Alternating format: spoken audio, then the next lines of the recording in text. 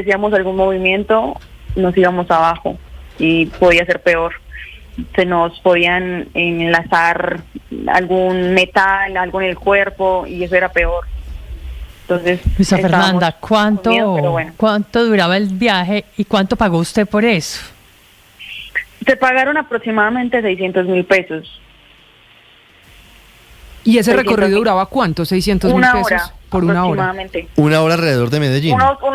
Sí, redondeándolo, unos 40, 45.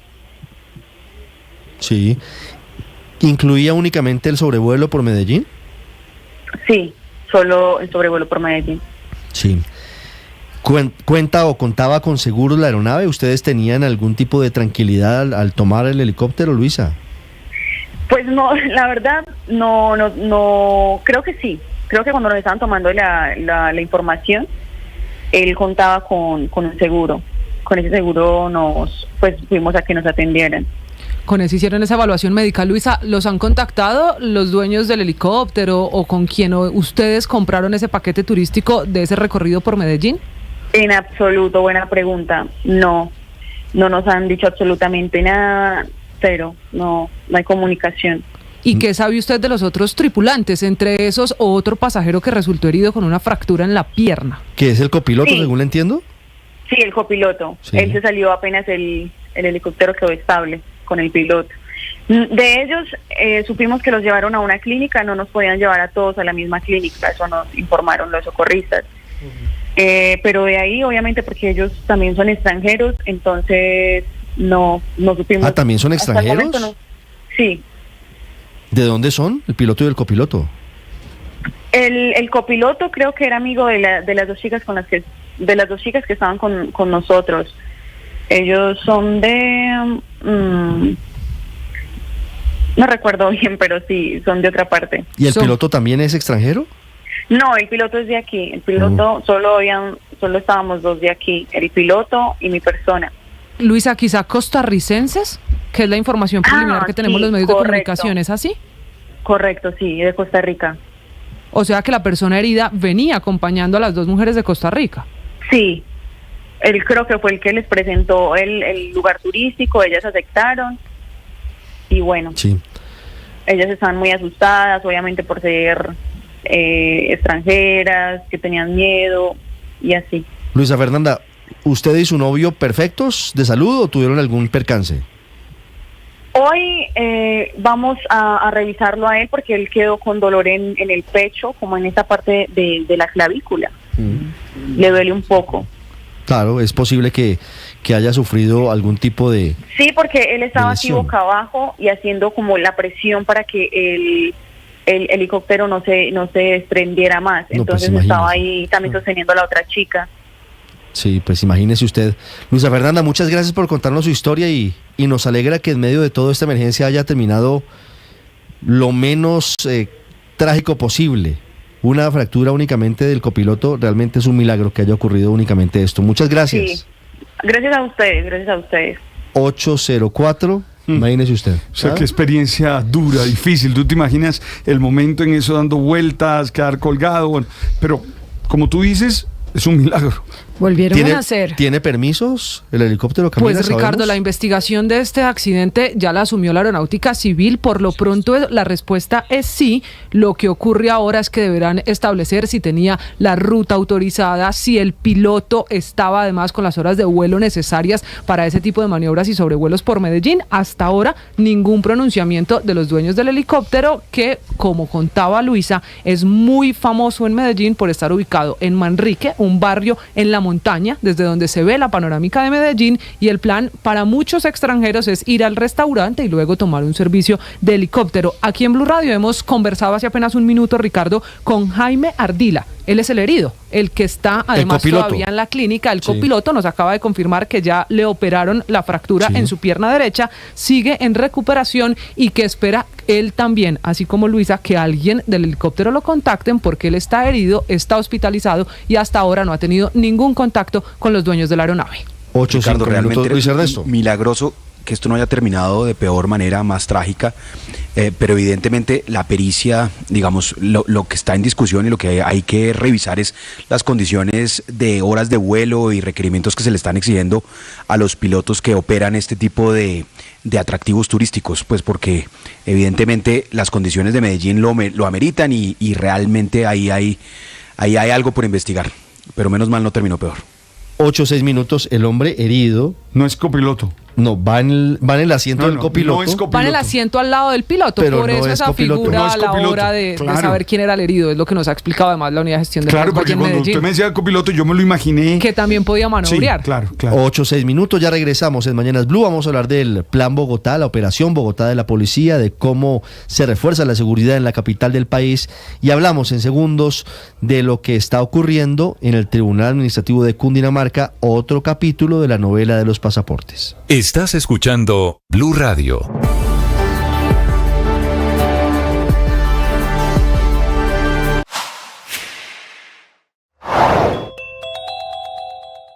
Gran incertidumbre sobre cuál será el futuro para la expedición de pasaportes para millones de colombianos, luego de que quedara en el limbo, por ahora, la determinación del saliente secretario general de la Cancillería, José Antonio Salazar, que ayer de manera sorpresiva, de manera inconsulta, decidió revocar lo que había hecho su antiguo jefe, el canciller Álvaro Leiva, hoy suspendido, y decidió adjudicar una licitación por 600.000 millones de pesos a la firma Thomas Gregg & Sons, que según el presidente Gustavo Petro es una licitación corrupta, que según el presidente Petro, por tener un único proponente, no tenía por qué ser adjudicada. Esto ha generado una gran tormenta en el gobierno, que hasta ahora evalúa cuál será la salida jurídica.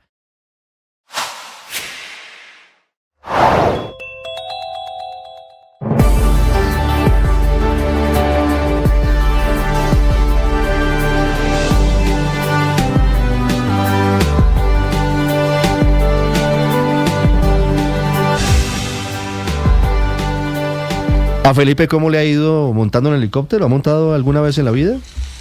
Sí, siendo director de revisión fui 2 veces a Urabá en helicóptero y muerto el susto. A mí me parece que ese invento todavía no está perfeccionado, ¿sabe?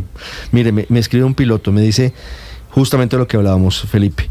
El helicóptero Bell Long Ranger es una aeronave que es comandada por un solo tripulante. Ok. No tiene copiloto. Claro. El hecho de que una persona se siente adelante No es o al lado copiloto. del capitán no quiere decir que sea tripulante. Es como en un carro, tal cual. Usted se sienta al lado del conductor, pero usted no tiene ningún tipo de injerencia. Usted simplemente, y de manera eventual, paga el peaje, o le hace una seña, o pone la Pero música. sabes que a mí me ha ido muy bien en los helicópteros. Yo he viajado mucho en helicóptero y es un medio de transporte seguro.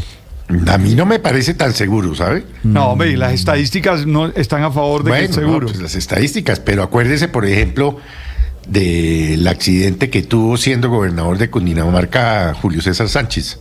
No, y sabes Claro, qué, Se Felipe, me desplomó. dice aquí un oyente. ¿Y cuál me fue el recuerda a político Piñera. conservador que cayó en una escuela? Y Valderrama, yo no me acuerdo, que el helicóptero se desplomó como ¿no fue un piano. Roberto Camacho murió en un accidente de helicóptero, si no recuerdo mal? No sé. Roberto Camacho, sí señor. Sí. Sí, no, y hay otras personalidades importantes, ¿no? Omar Torrijos, el presidente Roldós de Ecuador. Felipe, me Hay dicen unos- que Piñera. claro, Bueno, Sebastián bueno, Piñera, Piñera, ¿no? Pero Así sí, es, claro, claro. Sí, sin embargo, yo estoy de acuerdo en que las estadísticas muestran que es un modo seguro. de Pedro viaje. Juan ¿Sabe? Moreno.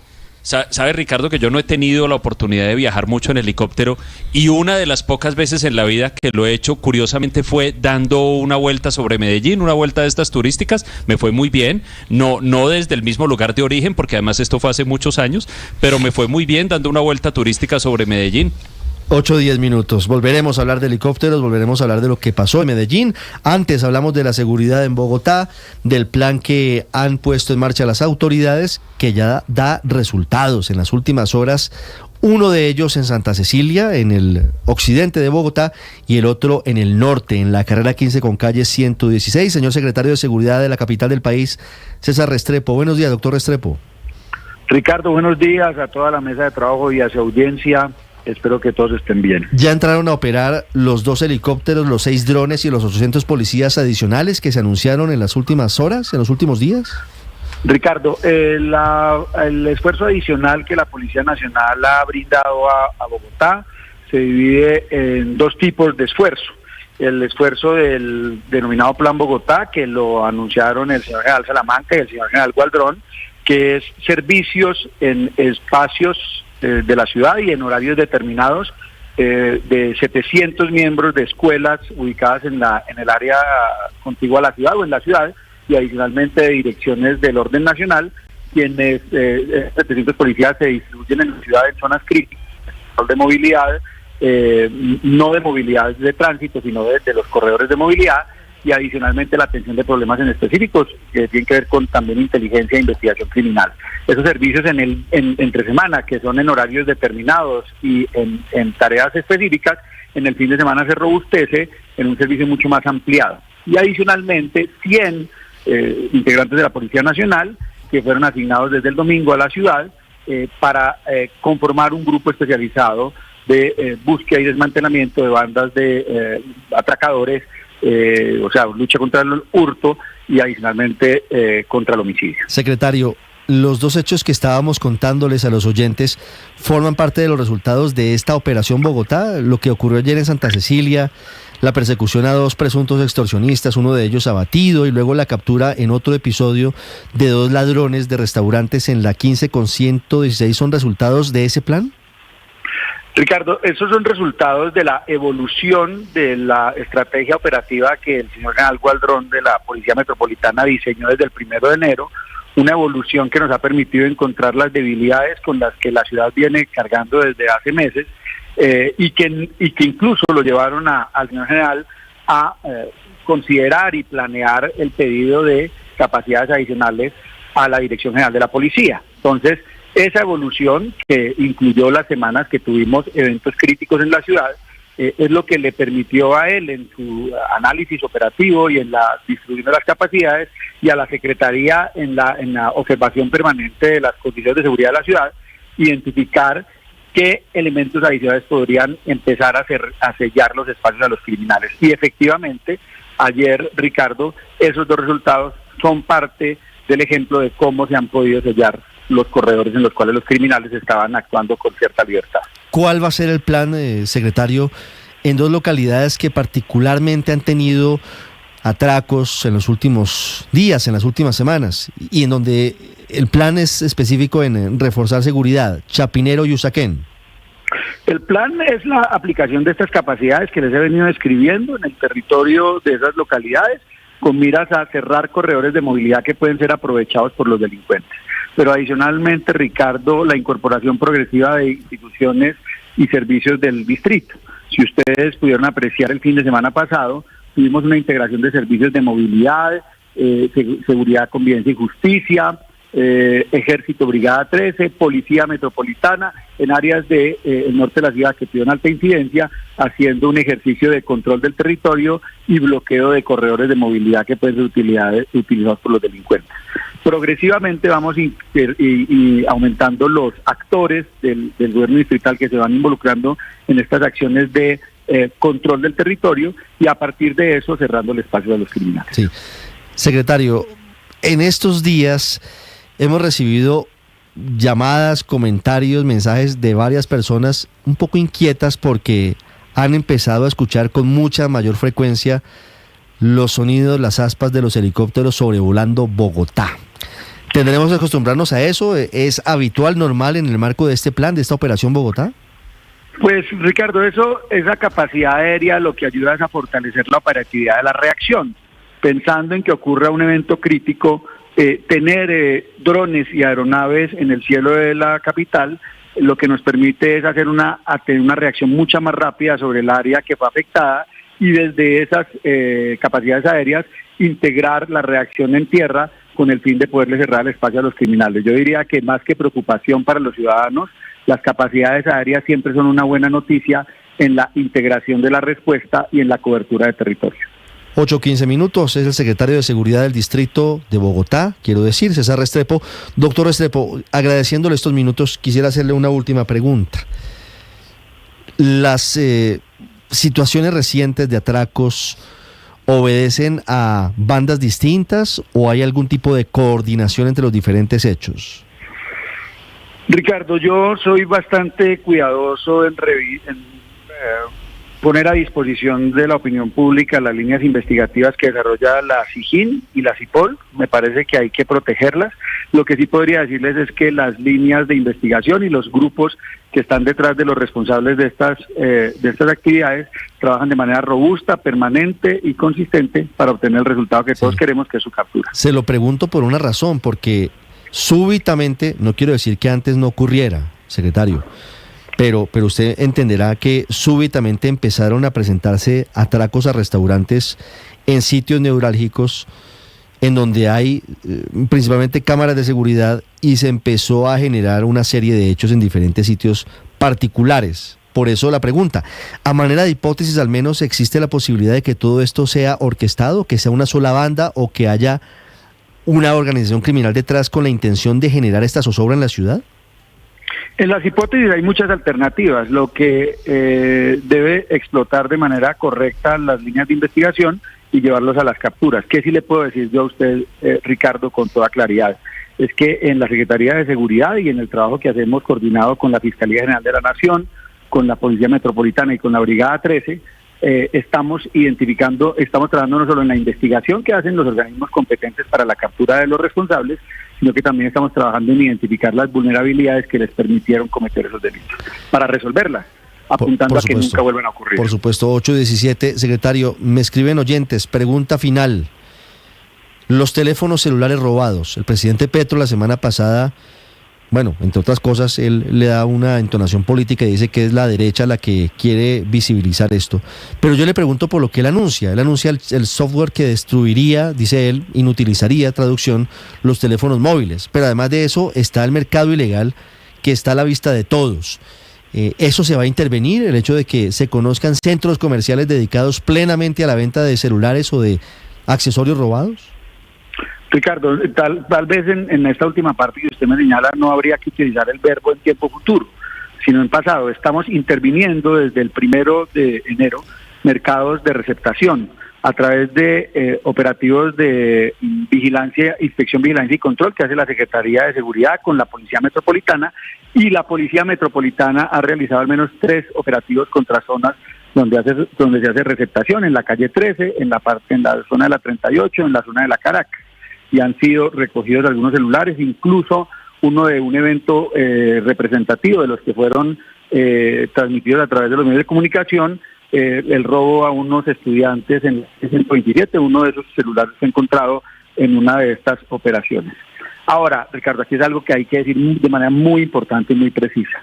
El trabajo operacional de la policía en atender, en enfrentar estos centros de receptación y desarticularlos, hacer las incautaciones, identificar las dinámicas, es fundamental. Pero no se nos puede olvidar como ciudadanos que la compra y adquisición de celulares de segunda en lugares no autorizados, que no tengan control de las autoridades, representa hacerse cómplice de ese delito. Y mientras los ciudadanos no seamos conscientes que la compra de celulares de segunda, baratos, si usted va a comprar un iPhone que vale normalmente en el mercado 3 millones de pesos por 500,000 pesos, puede estar seguro que usted se está haciendo cómplice de un delito que incluso le pudo haber costado la vida a alguien en algún momento.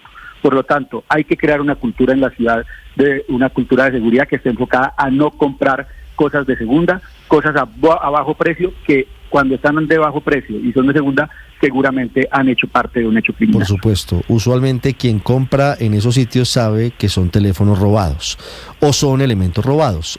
Señor secretario, muchas gracias. Que estén muy bien y les deseo un resto de semana muy bueno. Ya regresamos en Mañanas Blue.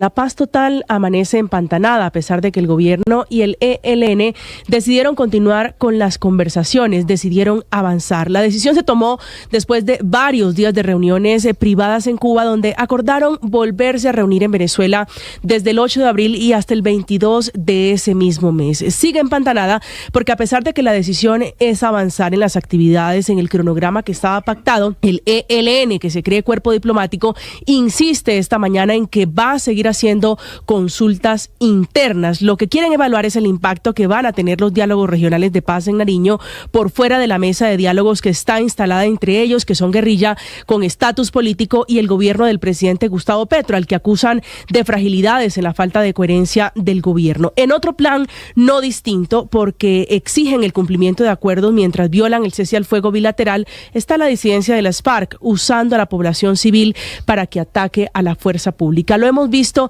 en diferentes regiones, en el último en el departamento del Cauca. A mí me gusta saludarlos en este momento. A mí me gusta saber que están allí, desearles lo mejor, desearles que haya salud, que haya prosperidad, que estén en buenas relaciones. Me encanta ver que están allí. Yo entro al chat a verlos, a compartir con ustedes. Gracias. Gracias por vernos, gracias por escucharnos y gracias por formar parte de esta familia. Porque ahora en Blue la radio se ve. Tú sabes.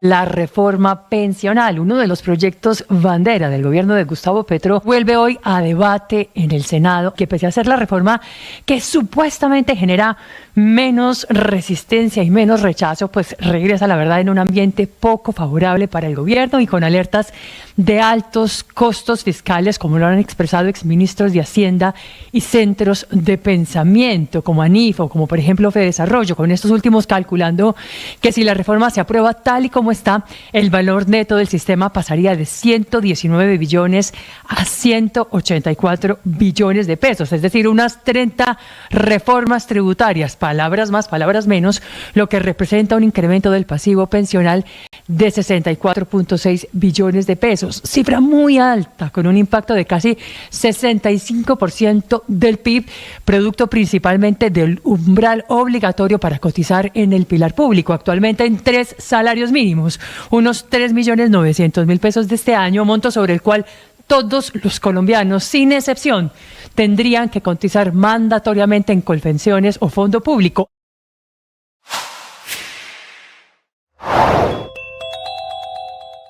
Las negociaciones ya se trasladaron a Qatar. Hay un ambiente optimista de que se podría alcanzar ese alto al fuego. Lo que se está conociendo es que en esas negociaciones llegó el equipo israelí a Qatar y ha trascendido que están incluso dispuestos a hacer concesiones importantes para poder liberar a los rehenes. ¿Qué es lo que se está sabiendo ya? Que Israel estaría dispuesto a liberar hasta 10 presos palestinos de alto perfil, incluso que hubieran estado condenados por cometer delitos terroristas. 8:23, Felipe, siguen llegando datos de otros municipios. Juan Jacobo Castellanos, el jefe de emisión de Noticias Caracol, a las 7 de la noche, nos dice que, en su opinión, un helicóptero es tanto o más seguro que un avión. Sí, claro. Bueno. Y Juan Jacobo sí que ha montado en helicóptero. Sí, es un es habitual usuario. Sí, sí. Sabe que me estaba recordando ahora Federico Gómez Lara, otra persona que casi se mata en un helicóptero, Germán Vargas Lleras. Ah, sí, señor, pero claro. Y me están recordando, Felipe, usted tiene toda la razón, yo esa parte de la historia debo decir que la desconocía. J. Emilio Valderrama, del Partido Conservador. Gracias por J. Emilio Valderrama cayó en una escuela. Sí, señor, en el año 87. Se desplomó como un piano y bueno, y Julio César Sánchez también. Es decir, eso, bueno, puede ser segurísimo, pero claro, eso es mejor no montarse. 8:24. Sí. Yo monté en un Black Hawk. Me encantó la metáfora de Felipe, que como un piano. ¿Tú te imaginas eso? Pero es que cuando un helicóptero se cae es como si usted tirara un piano. Imagínese usted. Eso no hay nada que hacer. 8:24. Es muy gráfico eso. Les recomiendo un viaje en Black Hawk a Bojayá. He ido. Un 31 de diciembre. No, yo he hecho por el Chocó en estos viajes. No, yo he montado bastante en el helicóptero y afortunadamente nunca he tenido ninguna. ¿En el último mes no se han caído 2 helicópteros de la policía? Sí, y tuvo líos el expresidente Piñera. En fin. Pero bueno, listo. Quien quiera montar en helicóptero está en su total libertad. Seguro. Linero es fan de los helicópteros. 8:25. Víctor, ¿qué pasa a esta hora con la economía, grosso? Apertura de los mercados con un dólar cayendo hoy, Ricardo, 24 pesos desciende en estos primeros 25 minutos de negociación. Cotización promedio 3.939 pesos. El dólar se ha estabilizado en los últimos meses por debajo de los 4.000 pesos sin mayores cambios. En el mundo también está bajando frente a las principales monedas 0,15%. El petróleo de referencia Brent a esta hora cae 0,15%. Recordemos que es la principal referencia para la economía colombiana. Se ubica en $82.41 por barril. En los mercados de acciones, los que están abiertos a esta hora, los mercados en Europa avanzan en terreno positivo, en promedio suben 0,37%. Pero, Ricardo, el gran protagonista de hoy, para quienes son apasionados por las criptomonedas, es el Bitcoin, porque está superando en este momento los $57,000 por Bitcoin, se acerca a máximos históricos. El precio que estamos observando en este momento no se veía desde finales del año 2021. En las últimas 24 horas ha escalado, ha subido el Bitcoin cerca de un 11%. 8:26 minutos. En la tarde de ayer, la senadora Clara López Obregón le envía una carta a Néstor Morales, director de este espacio de Mañanas Blue, solicitándole una rectificación al comentarista Aurelio Suárez. Por lo que ayer hablamos aquí en el segmento de opinión sobre Olmedo López, director de la Unidad para la Gestión del Riesgo, y los contratos para la compra de carrotanques en La Guajira.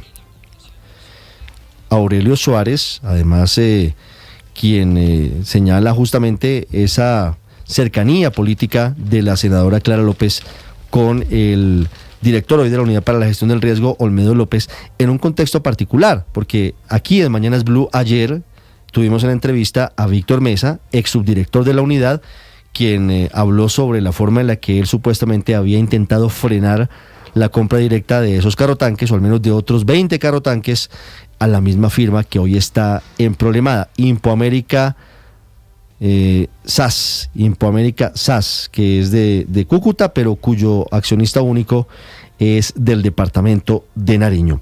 Senadora Clara López, buenos días. Muy buenos días, gusto de saludarlo. Senadora López, ¿usted es amiga, conoce al doctor Olmedo López? Sí, nosotros en el Polo Democrático hicimos política juntos durante largos años. Desde entonces hemos encontrado en la izquierda nuestro hogar político. Lo mismo que hice política con Aurelio Suárez, por ejemplo. Entonces, sin lugar a dudas, las menciones que él ha hecho buscan es dañar mi buen nombre, porque no es solo una amistad, es lo que trata de insinuar, o lo dijo directamente, yo no escuché la grabación directamente, sino por oídas, es que yo tengo que ver con esas contrataciones cuestionadas, y desde luego yo debo aclarar, como lo hice en la carta a Néstor Morales, que ni he sugerido el nombre de Olmedo López para ningún cargo, ni lo he recomendado. Y eso que uno lo conozca, pues es otra cosa, que yo conozco a mucha gente, sin lugar a dudas. Sí. ¿A usted no le pidieron hojas de vida en la Unidad para la Gestión del Riesgo cuando llegó el presidente Petro a la presidencia? No, señor. No me pidieron ninguna hoja para ninguna entidad. ¿Comparten militancia política con Olmedo López? Eso sí es cierto. Eso sí es cierto, claro que sí. Y no me arrepiento de ello. Lo que me parece injusto es esas suposiciones que hacen con mucha liviandad, en que porque uno tiene amistad política con una persona, uno le dirige sus actos. Es algo verdaderamente increíble, o que uno está encima haciendo recomendaciones y presiones. Yo le quiero decir una cosa que yo nunca lo he dicho públicamente, pero Aurelio Suárez, cuando Néstor Morales estaba organizando la nómina de Blue hace varios años, me pidió que le sugiriera a alguien que supiera mucho de economía y que militara en la izquierda, y yo le sugerí el nombre de Aurelio Suárez, pero Aurelio le podrá decir que yo jamás lo he llamado para hacerle presión ni sugerencia alguna. Es que eso es habiendo sugerido el nombre. Pues piense usted, cuando uno ni lo ha sugerido ni lo ha recomendado, pues mucho menos. Entonces yo creo que a mí lo que me disgusta, y creo que debe tenerse en cuenta, es que en la ética periodística no valen las suposiciones. es que saltan a unas conclusiones que terminan afectando a la gente, y a mí me parece eso supremamente problemático e injusto en un país tan polarizado como el nuestro, que todo el mundo quiere adjudicarle lo peor a las personas que están en la otra orilla. Sí. Doctora Clara López, en el ejercicio de su libertad de opinión, Aurelio Suárez ha expresado aquí lo que expresó el día de ayer. Usted lo que quiere aclarar es que usted no llevó la hoja de vida de Olmedo López a la Unidad para la Gestión del Riesgo. Exactamente, ni lo recomendé, ni sugerí su nombre, ni le he hecho sugerencias a él durante su mandato para contratación alguna. Sí. En cualquier caso, doctora López, yo le sugeriría que escuchara el segmento de opinión del día de ayer para que de una forma autónoma se forme una idea de lo que dijo Aurelio, porque obviamente aquí también hay una discusión en torno a cuáles son los límites de la libertad de opinión y si hay eventualmente algún tipo de sindicación, que no es el caso, a que usted haya cometido algún tipo de irregularidad o delito. Al final, la política funciona de esa forma, y usted lo sabe. Entregar una hoja de vida al final tampoco es delictivo. No, tampoco. Pero lo que sí es objetable es, en el contexto de ni siquiera saber si es cierto, insinuar, suponer que eso implica que uno tiene una cuota política, que fueron las palabras de Aurelio, y que uno direcciona a la persona que es cuota política. Eso es un argot que se usa mucho en Colombia, que a mí me parece objetable, porque es de ese clientelismo que el gobierno de Gustavo Petro ha estado insistentemente tratando de vencer. Y yo creo que a la gente hay que tratarla con el respeto debido y no adjudicarle prácticas que no son de recibo en este gobierno.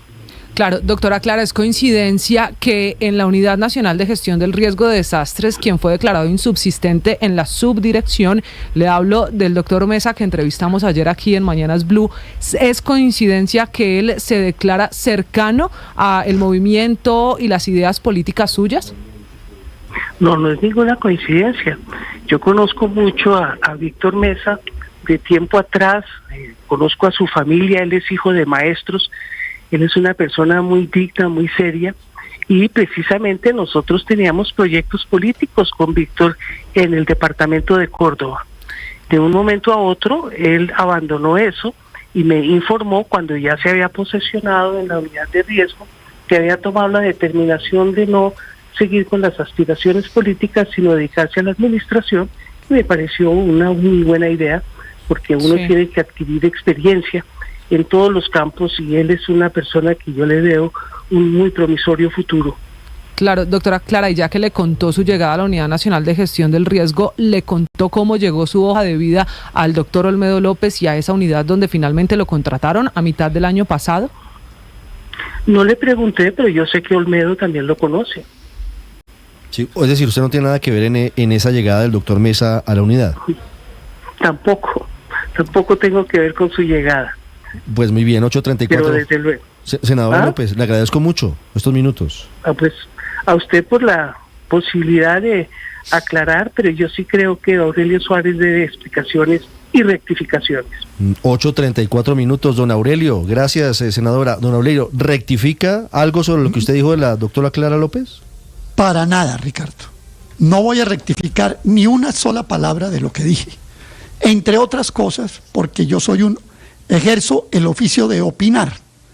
Y la opinión es una opinión libre y es una opinión que no es información. Yo opino algo y ese derecho a la opinión del oficio de opinar no se lo voy a entregar a nadie. Y en segundo término, tampoco es una opinión infundada. No solamente la doctora López acaba de reconocer su cercanía con Olmedo López y con el señor Mesa, sino que yo lo quiero remitir a una publicación de hace un año de Las Dos Orillas, donde se dice exactamente lo que yo dije, y la doctora López no pidió rectificación, absolutamente. Allí dice que Olmedo López llegó a la unidad de gestión de riesgo en Las Dos Orillas por el espaldarazo que ella le dio. Estos son elementos que uno toma del debate público y los tira como una opinión, y las opiniones no se rectifican. Aurelio, entre otras cosas, ¿usted sugirió ayer algún tipo de irregularidad o de delito cometido por la senadora López? Pues me parece que la doctora López no ha oído la grabación, aunque dice que la oyó, porque yo fui muy claro que dije, no estoy hablando de responsabilidades penales ni de responsabilidades administrativas, pero sí hablo de responsabilidades políticas. O sea que yo hablé de una responsabilidad política, en mi opinión, que la cobijaba a ella, y por eso no voy a rectificar. 8:35, ya regresamos en Mañanas Blue. Estás escuchando Blue Radio.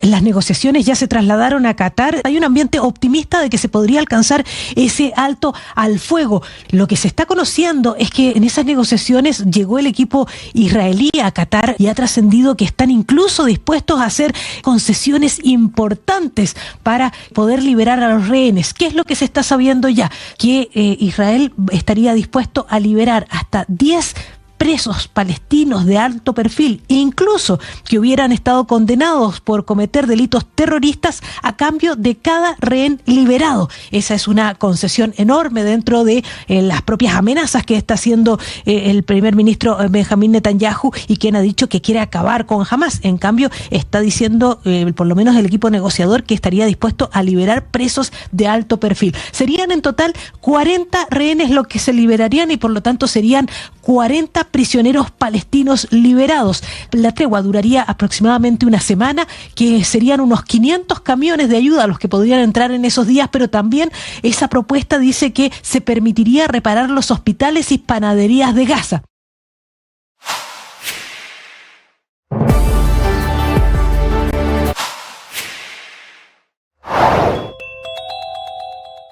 La condena por el homicidio de Mauricio Leal, del estilista famoso en Colombia, y de su madre Marlene Hernández por parte de Johnny Leal.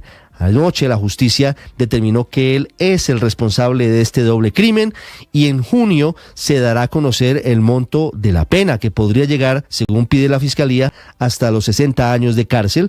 Johnny Leal anoche habló con Noticias Caracol e insiste en su inocencia, y dice que podría haber terceras personas detrás de este asesinato.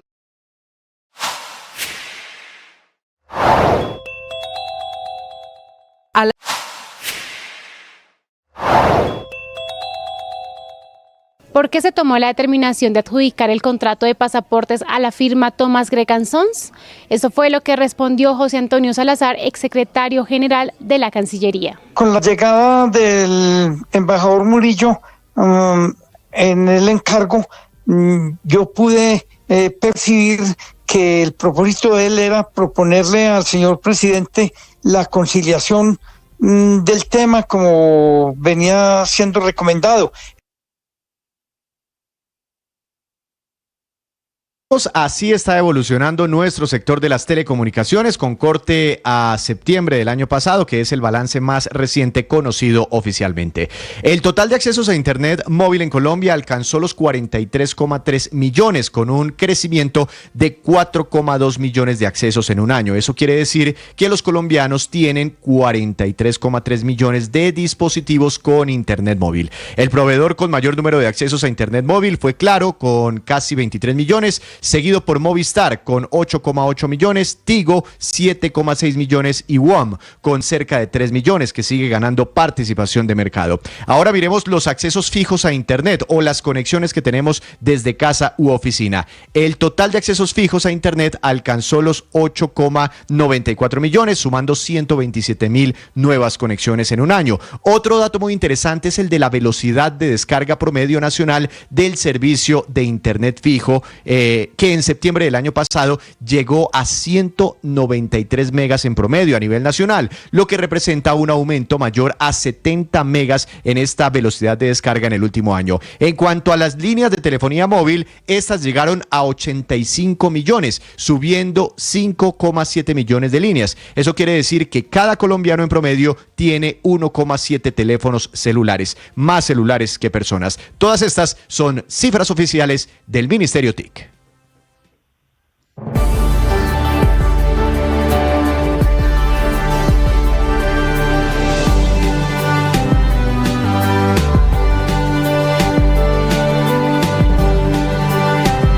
8:40 minutos, 41.600 millones de dólares, lo que mueve a nivel global el sector de alimentos veganos, es decir, sin ningún tipo de proteína animal, ni carne, ni huevos, ni leche, ni tampoco miel.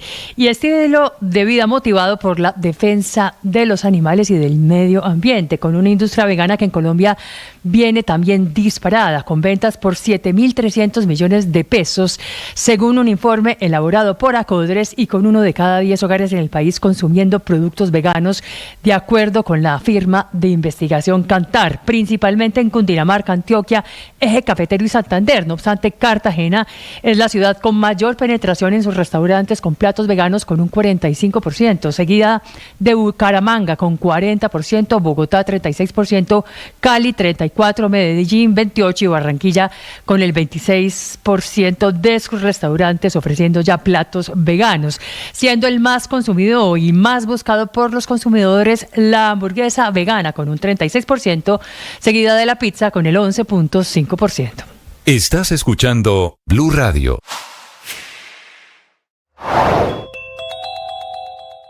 A las finanzas de muchas EPS que están agonizando les apareció un respiro. La Corte Constitucional le ordenó al Ministerio de Salud desembolsar la totalidad de la plata que fue aprobada en el acuerdo punto final, que fue una política del gobierno anterior para reconocer las deudas que se tiene con las EPS. Felipe, qué pesar, se canceló el cóctel de esta noche, hombre. Sí, eso estoy viendo que tan merecido homenaje se canceló, ¿no? Sí, pues, hombre, para los oyentes, para quienes no están muy al tanto... Es mejor porque yo no estaba invitado. Bueno, ¿no estaba invitado? No, ¿cuál cóctel? Pero ¿qué haría usted en un homenaje al canciller encargado y a la doctora Laura Sarabia? Creí que estaban hablando de otro cóctel. No, mire, el cóctel era el siguiente. Dígame, no sabía. Estaban como homenajeados la doctora Laura Sarabia, directora del Departamento Administrativo para la Presidencia de la República, y el canciller encargado Luis Gilberto Murillo. Ah, ok. La sede era el Club del Comercio, calle 61, carrera quinta, en Chapinero. Revelamos eso el viernes, Felipe.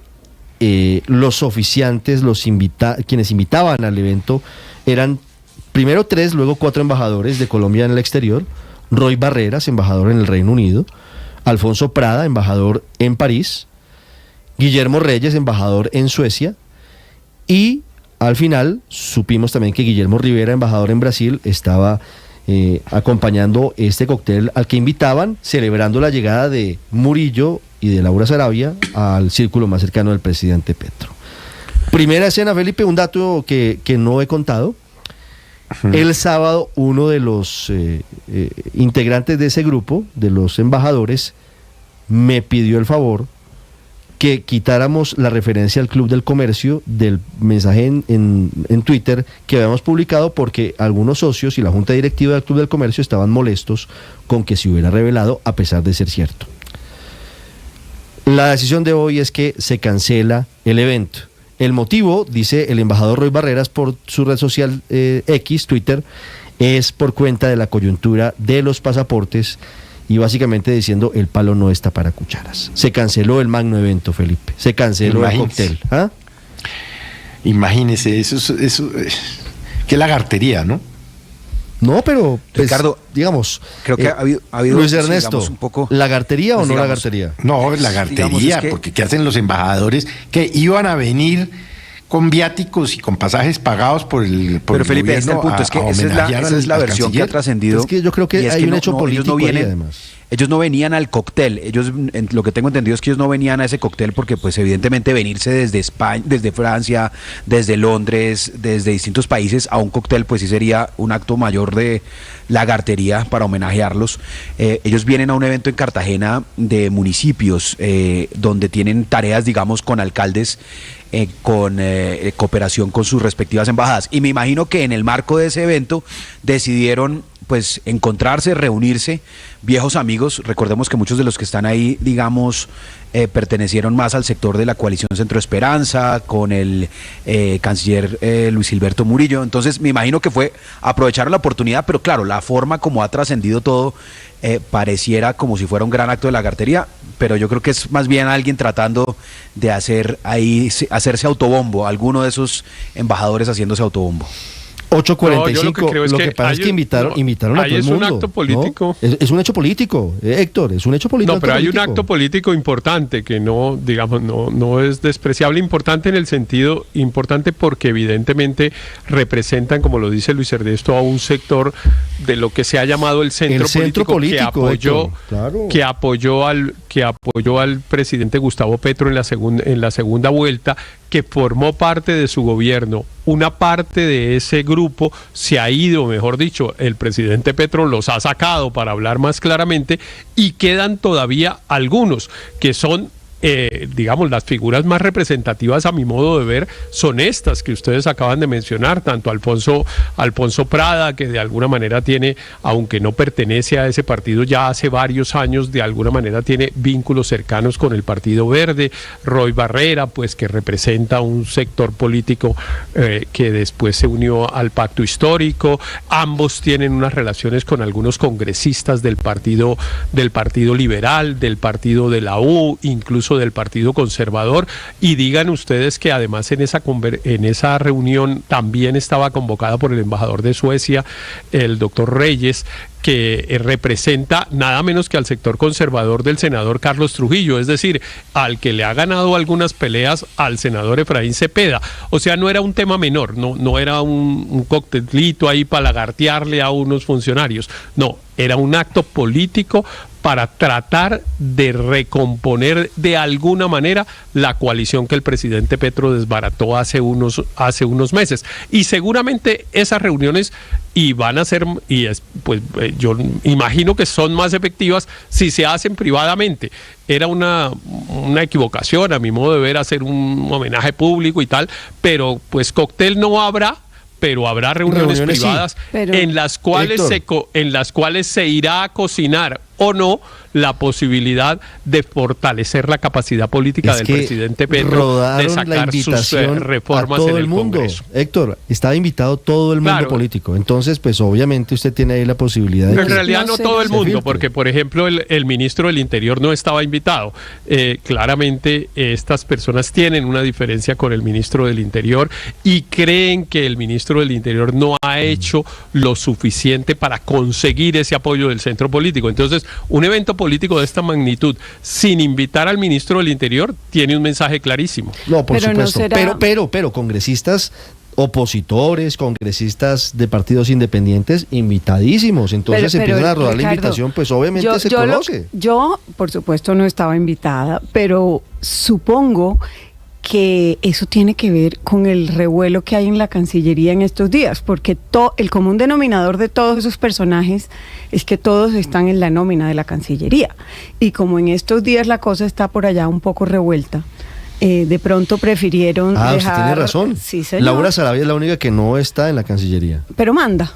¿Pero manda? Manda en la Cancillería. Bueno, pero todos, es cierto. 4 embajadores. Todos están en esa nómina. Bueno, en realidad 5 embajadores, porque Luis Gilberto Murillo sigue siendo embajador en Estados Unidos. Bastante alborotada. 8:48, Aurelio, Ricardo, nos perdimos del cóctel, hombre.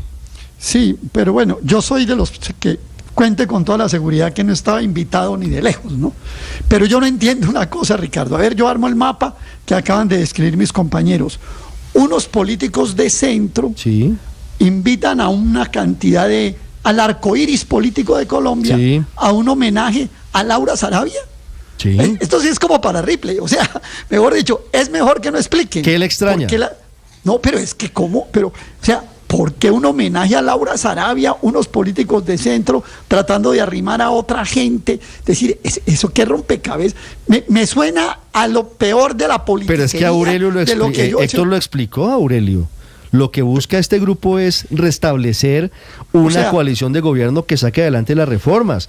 Y lo leo también como la posibilidad de que había unos grupos políticos que estaban vetados en Palacio que no tenían interlocución con Carlos Ramón González. Laura Sarabia pues habla con todo el mundo. Y era una oportunidad para acercar a otros sectores políticos a la coalición de gobierno. no invitan al ministro Velasco. O sea, lo que se trata es de hacer un gran cóctel para colocar gente de ellos en el gabinete. Sí, la verdad es, oiga, pero este pobre Petro sí está en la olla, porque por un lado le desobedecen en la Cancillería y por el otro lado los embajadores le montan una plataforma de nuevo gabinete tras un homenaje a Laura Sarabia en el Club del Comercio. Realmente, le digo, me parece de lo más politiquero y deleznable esa iniciativa. Ahora, el cóctel se va a hacer, lo que pasa es que se va a hacer privado, pero el cóctel no se pierde, eso esté seguro que, no sé si será Pedro Larte el que esté contratado o cuál de las empresas de cócteles esté allí, pero el cóctel se hace, los whisky se los toman, no olvídese de eso. 8:50 minutos. Cambiamos de tema, hablamos de la ley de punto final de la salud que fue firmada increíblemente en 2019. Han pasado 5 años y el Estado colombiano no ha cumplido con los compromisos con la EPS y por eso la Corte Constitucional, en un fallo conocido en las últimas horas, le da un plazo perentorio al gobierno, al Ministerio de Salud, para que en 90 días máximo se ponga al día con esos pagos, con esas deudas. Doctora Ana María Vesga, presidente de ASEMI, buenos días. Buenos días para usted, ¿cómo están? ¿Sí estamos haciendo bien la cuenta, doctora Vesga? ¿Estamos pendientes de esos pagos desde las EPS desde el 2019?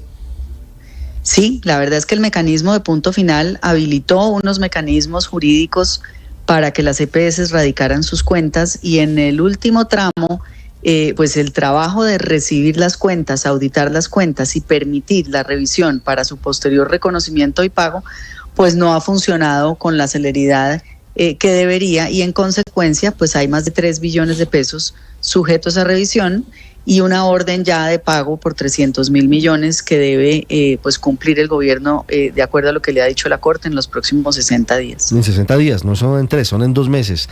El resto que está en revisión, ¿cuánto tiempo tardaría en confirmarse que efectivamente son deudas que tiene el Estado, que tiene el gobierno con las EPS?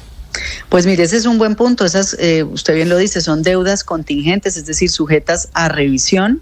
Muchas de ellas frente a la no respuesta en el mecanismo que habilitó el gobierno, las EPS empezaron a encontrar que 3 de cada 10 pesos que radicaban se pagaban. Ese era un valor muy bajo de reconocimiento, por lo cual optaron por el mecanismo judicial. Entonces, algunas de esas cuentas que están pues bajo demanda, pues tienen que seguir sus procesos, pero hay otras que siguen en revisión de la ADRES y que tienen pues ya bajo esta instrucción que acelerar su revisión y auditoría para el reconocimiento posterior. Sí, esos 300.000 millones de pesos, doctora Vesga, ¿qué porcentaje aproximado son del total de la deuda que tiene el Ministerio de Salud con las EPS? Pues solamente por recobros es el 10%, pero no olvidemos que tenemos también deudas por presupuestos máximos, que sí. Se refiere inclusive a lo que también dijo la Corte hace un par de semanas, en donde tenemos 2 billones de pesos vencidos y ya los meses de enero y febrero por 600.000 millones. Entonces, le hago la cuenta rápida, 3 billones por el lado de recobros, más 2 billones por el lado de presupuestos máximos vencidos, más 600.000 millones del corriente, o sea, tenemos 5.6 billones pendientes de pago. Sí. Esas cuentas que no se han pagado, doctora Vesga, esos 300.000 millones de pesos iniciales que ordena en 60 días pagar la Corte, ¿eran cuentas que estaban pendientes de auditoría o ya habían sido auditadas? No, esas cuentas ya fueron auditadas, ya habían sido reconocidas por ADRES y no se han pagado. Y recordemos que estos son dineros viejos, la verdad es que no estamos hablando de recursos de hace 1 año ni 2, estas son valores que vienen pendientes de giro hasta hace 5, inclusive hasta cuentas hasta de más de 5 años. Imagínese. Entonces, pues lo que esto significa en el deterioro de los indicadores de las EPS, en el esfuerzo enorme financiero que tienen que hacer cuando no reciben esos dineros, pues esto explica en buena parte el problema en el trancón que estamos en este momento en el sistema. Doctora Ana María Vesga, ¿cómo lee usted, y le cambio de tema, el anuncio, la orden que dio el presidente Gustavo Petro el viernes pasado a la nueva EPS y a las EPS intervenidas para que implementen el modelo de prevención de salud que él ha planteado por otra vía en el Congreso de la República? Bueno, hemos dicho que digamos, parte de lo que está contenido, esto es una ratificación de algo que venimos diciendo desde tiempo atrás. Muchas de las estrategias que contiene la reforma, particularmente en el fortalecimiento de lo que ya se hace en materia de prevención y promoción, está regulado. Hoy no requiere pasar por el Congreso, entonces pues esto simplemente nos da la razón a quienes hemos insistido que buena parte de esos temas no requieren pasar por ley en este caso. La implementación y el fortalecimiento de esas estrategias es posible bajo la regulación actual. Lo importante es asegurar que están debidamente financiadas, porque si lo que vamos a hacer es coger la misma UPC que hoy es insuficiente para implementar esos modelos, pues vamos a tener un problema de financiamiento mayor. El otro tema es el giro directo al que él se ha referido, que los dineros fluyan directamente a prestadores y proveedores, con lo cual hemos estado de acuerdo, y también se puede hacer por ley siempre y cuando la ADRES tenga la capacidad de asumir toda la transacción del sistema, que son más de 1 millón de facturas al mes. Sí, lo que propone el presidente hoy, ¿tiene detalles de cómo sería financiado o eso todavía está pendiente a través de la Supersalud y a través de la nueva EPS? Lo que ellos dijeron en la resolución que aprobó el plan de beneficios para este año 2024 es que ese dinero sale de la misma UPC. Se le ha dicho a las EPS que tienen que destinar el 5% para esos equipos extramurales, para el fortalecimiento de ese modelo, y nosotros también ya hemos dicho que no nos pueden quitar ese porcentaje de lo que tenemos hoy, porque básicamente lo que hacemos es abrir un hueco con otro hueco. Entonces, pues tapar un hueco para abrir otro hueco, básicamente. Sí, se han conocido varios artículos, sobre todo el fin de semana pasado, doctora Vesga, sobre las precarias condiciones financieras de la nueva EPS, que es la EPS más grande hoy, que el presidente Petro cobra como suya porque tiene como presidente al doctor Aldo Cadena. Hoy, ¿cuál es el estado financiero de la nueva EPS? Lo que conocemos, y pues ya se hizo público, es que la nueva EPS termina el año 2023 con pérdidas cercanas a los 300.000 millones y que su provisión para el año 2024 es que tendría pérdidas cercanas a los 1.7 billones que se explican por la insuficiencia de la UPC. Este argumento que hemos insistido desde el año anterior en que es necesario hacer una revisión estructural del gasto del sistema y de esa unidad de pago por capitación que está siendo insuficiente, afecta a la principal EPS con más de 10.8 millones de usuarios y amenaza también el plan de aumentar en su población, que es lo que el gobierno pues ha dicho quiere hacer con la población que está en este momento en EPS intervenidas. Entonces, pues uno se imagina que si la nueva EPS hoy con 10.8 millones de usuarios va a perder cerca de 2 billones de pesos, pues si usted le suma 7 millones de afiliados más durante el año 24, pues básicamente le toca multiplicar esa pérdida por 2. Imagínese, ¿cuál es la deuda de la nueva EPS en reservas técnicas? El descalce de la reserva en la nueva está cercano a los 2 billones de pesos, es la información que nosotros tenemos. 2 billones de pesos. ¿Ustedes han podido hablar desde ASEMI con Aldo Cadena, el nuevo presidente de la nueva EPS? Sí, claro que sí. Pues además la nueva EPS pues es afiliada al gremio. Claro. Compartimos pues las inquietudes que tenemos y en un diálogo tranquilo, pues la inquietud sobre el financiamiento. La verdad es que pues el problema de la nueva es el problema de todas las demás, no es diferente. Entonces, pues compartimos inquietudes y estamos pendientes de continuar esa conversación. ¿Y él está de acuerdo con apoyar las posiciones del gremio de ASEMI o ha tenido algún tipo de divergencias en torno, por ejemplo, a la insuficiencia de la unidad de pago por capitación?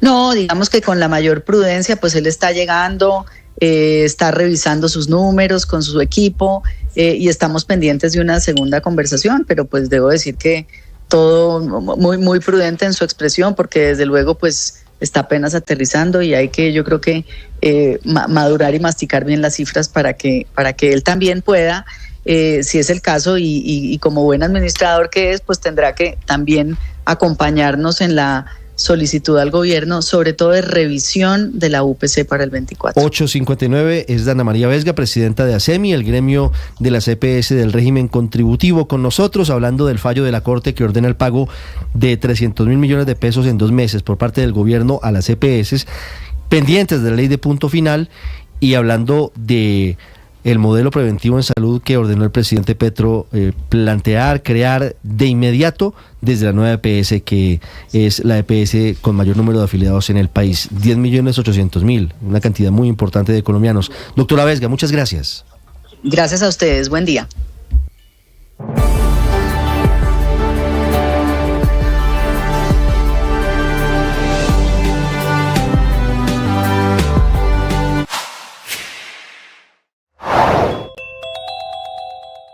Tras el escándalo de la adjudicación del pasaporte de la Cancillería y el secretario general de esta entidad, José Antonio Salazar, nos vinimos a ver cómo está el panorama en la entrega de pasaportes y el cumplimiento de las citas en una de las sedes de la Cancillería. Estamos en la calle 100 con Carrera 19 y lo que le puedo contar, Ricardo, es que realmente no hay ni siquiera fila, la gente está entrando rápido y la orden que tienen en este momento los de la oficina es total normalidad en la entrega del documento. Lo que deben saber los oyentes y las personas que nos están escuchando es que hay completa normalidad para quienes tienen cita en ese momento y que el escándalo de la adjudicación de pasaportes todavía no va a afectar a los ciudadanos que necesitan sacar este documento para viajar.